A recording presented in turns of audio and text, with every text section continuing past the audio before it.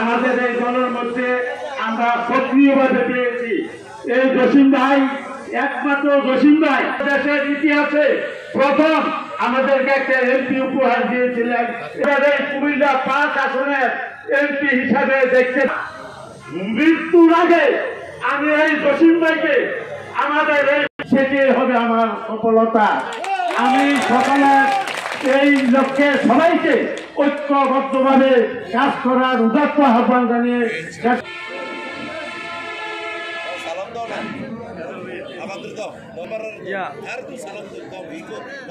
এই পর্যায়ে আলোচনা সভার সম্মানিত বিশেষ অতিথি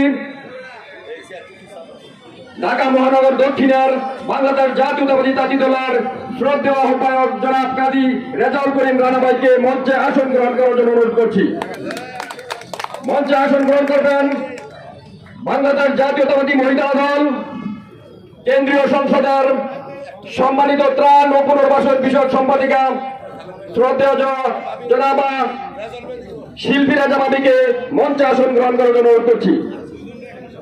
এ পর্যায়ে সংক্ষিপ্ত আকারে সালাম দিবেন বাবার মেম্বার। বিসমিল্লাহির রহমানির রহিম। আসল নেতৃবৃন্দকে আমার সালাম, আসসালামু আলাইকুম ওয়া রাহমাতুল্লাহি ওয়া বারাকাতুহু। আসলে কি বক্তৃতা দেব? আমরা তো একজনের নেতৃত্বে আছি আর কি। আমরা যার নেতৃত্বে আজকে ইফতার পার্টি না, যার কারণে ইফতার পার্টি আজকে দেওয়া, সে হল কুমিল্লা ৫ আসনের ওই যে জনসভাকে ধন্যবাদ জানিয়ে আমি আমার বক্তব্য এখানে শেষ করছি। আসসালামু আলাইকুম ওয়া রাহমাতুল্লাহি ওয়া বারাকাতুহু। ময়নামতি ইউনিয়ন বিএনপির অন্যতম নেতা ময়নামতি ইউনিয়ন ছাত্র দলের সাবেক সভাপতি আনোয়ার হোসেনকে সংক্ষিপ্ত আকারে বক্তব্য রাখার অনুরোধ করছি।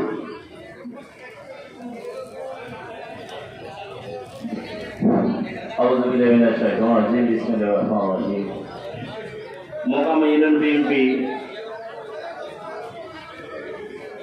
কার্যালয় উদ্বোধন উপলক্ষে আজকের এই ইফতার মাহফিলের সম্মানিত প্রধান অতিথিবৃন্দ, সময় আসলে আমাদের ইফতারের বাকি অল্প আছে, অনেক নেতৃবৃন্দ কথা বলবেন, আমি আসলে কথা দীর্ঘায়িত করবো না।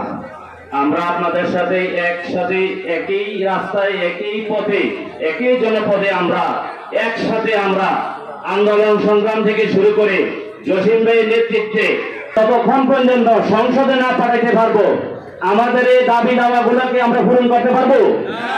তাইলে আমাদের কাজ, আমরা আগামী দিনে কাজ করতে হবে। আগামী দিন নির্বাচনের জন্য আমরা প্রস্তুতি নিতে হবে।